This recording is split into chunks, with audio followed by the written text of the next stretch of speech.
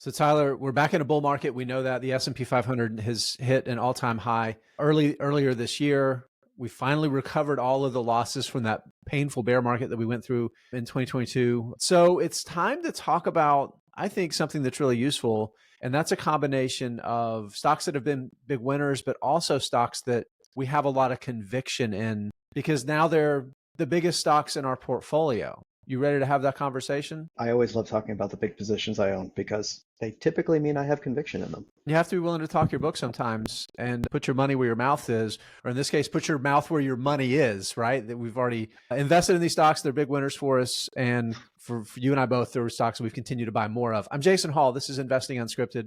That's Tyler Crow. And this video is sponsored by The Motley Fool. If you're looking for even more great stock ideas, please go to our special link. You see it right on your screen there, fool.com/unscripted. The Motley Fool's got its 10 best stocks to buy right now for you. They're going to give you that for free. Please check out that link for even more great investing ideas. Tyler, you and I did another video where we talked about, like, on a percentage basis, our biggest winners, stocks that have just generated the best returns for us in terms of percentage of returns. Mercado Libre, which is my largest stock position, and it's not even close, is not just my largest position, but it's also been my biggest gainer. Before I get to that though, Mercado Libre, what it is, why it's been such a big winner for me, and why I continue to expect it to be a big winner going forward. It's the leading name in e-commerce in Latin America. Operates in 18 countries in Latin America. And there's two things that they do really well. Number one was an early entrant into e-commerce in Latin America, operating the distribution facilities, doing the last mile, selling the goods. And now they have merchant partners as well selling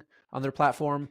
They have some financial services that they offer, providing lending and financing that they've rolled out. Now, that's part of it. That's a big successful part of the business. And that's certainly where a lot of the moats that it has are, because it's been a first mover. It's an established brand. It has brand power. It has trust from consumers. But you have to remember, as much as electronic commerce is a normal thing and spending money digitally is a normal thing for most people in the West and in developed countries, a tremendous amount of Latin America over the past 20 years has been and still remains very much a cash-based economy. Now, if you're building an e-commerce platform and people don't have a way to bank digitally, you got to figure that part out too. So one of the things that Mercado Libre did early on was build that digital payments platform. It's called Mercado Pago.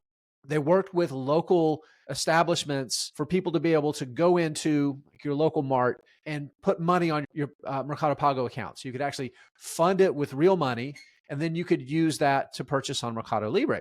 It's been so successful that people actually use it and spend more money off of Mercado Libre than they do on the e-commerce platform. Things like paying your mobile bill, paying other bills and services, using it to buy things off platform. It has become massively successful. In the early stages of the pandemic, Marco Galperon, the founder of the company, said that it was the goal for Mercado Pago, for this Mercado Libre's payments platform, to become the de facto payments platform for Latin America. That is a massive, bold statement, underpins how important it is. So if you look at this stock in my portfolio, my initial positions going back to 2014, so almost a decade now, those positions are up over 1,900%. Tyler, that's 20x returns on those initial positions. It's been wildly successful. There's a lot of people that would cash out, call it good, and go chasing the next great idea. But my total position now is only a double, because I have made some pretty substantial investments in Mercado Libre over the past couple of years, because I have massive conviction. We talked about that before, that word conviction, big conviction in what they're doing, the leads they have, the moats that they've built, the focus on the two pillars of their business that are so critical to their success, but also the tailwinds that are driving those things, that this is a business that I want to continue owning for the long run. And again, this is it's over 7% of my portfolio. For me, that's a substantial bet.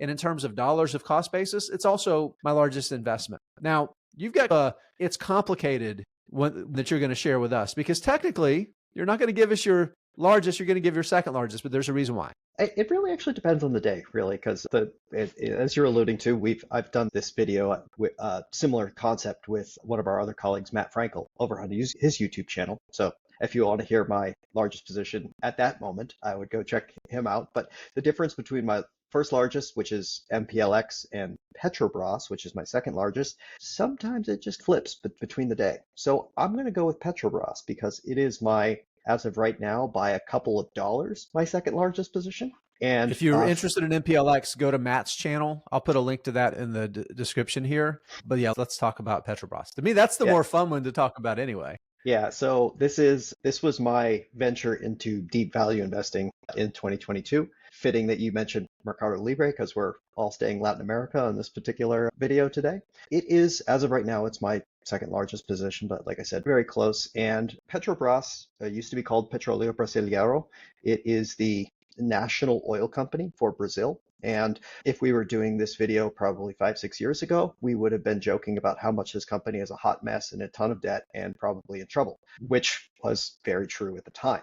However, post 2020, as the oil market has recovered, Petrobras has done a lot of things, both from a balance sheet perspective, from an operational perspective. There have been political and regulatory and governance changes that have been wholesale across this entire company that have made the company look like a much more lucrative business. If we go back to 2018, we were looking at a business where the debt to equity ratio was over 100%. So it was overloaded with debt. They were trying to bring on lots and lots of production off the coast of Brazil in a formation called the pre-salt. It's an extremely productive reservoir of oil that's quite cheap, but Petrobras was probably running a little too far, too fast, and took on a lot of debt to do it. Since then, it has moderated its pace and capital spending has gone way down, such that it is generating loads of free cash flow and has been paying a very generous, albeit variable dividend.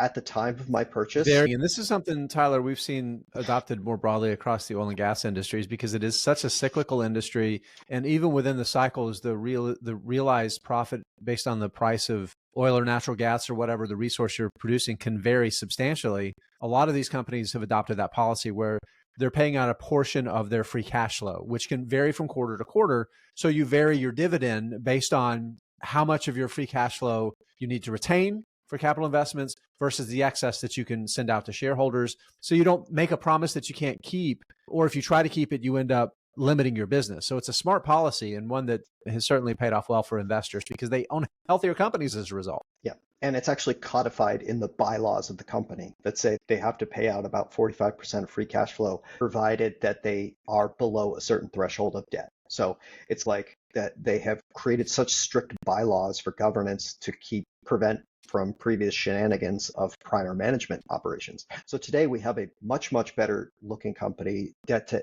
equity is closer to 64%, a little high, but markedly better. Throwing off a ton of cash, its return on capital today is excess of 20%. And at the time that I bought it, it was trading for a dividend yield of 40%.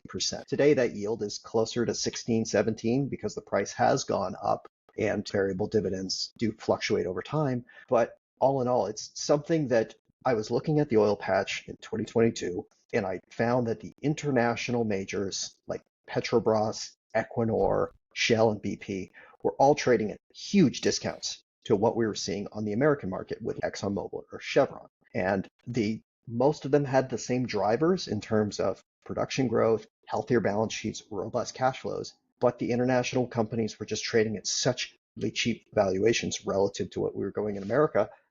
It seemed a little crazy at the time, but it's something that's worked out. I'm a little over a year in the position and I'm up 60%.